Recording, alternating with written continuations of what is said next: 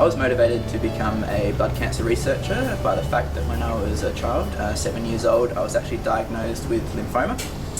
Luckily enough, I had a fairly good prognosis, and after a couple of years of chemotherapy, I successfully achieved remission and have been in remission ever since. But it was this defining moment of my childhood which really motivated me to want to get into blood cancer research, obviously if possible, and lucky enough I was able to get into a science course at university and have now performed a PhD looking specifically into leukaemia research, and I've now continued on in a laboratory here at SAMRI.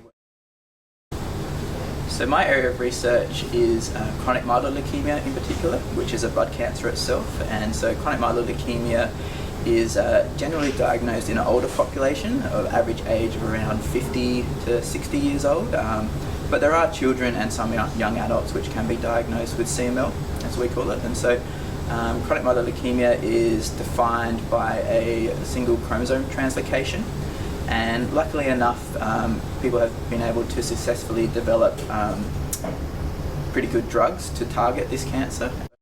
Being this year's Blue Lantern Ambassador for Light the Night is a huge honour and privilege. I always am overwhelmed by the great amount of public awareness and support that this night gathers, and in particular I see it as a way for the public to not only understand the role of the Leukaemia Foundation, but to also understand the role that researchers like myself play, and it's a great way to raise public awareness towards the great blood cancer research that is going on here in Adelaide.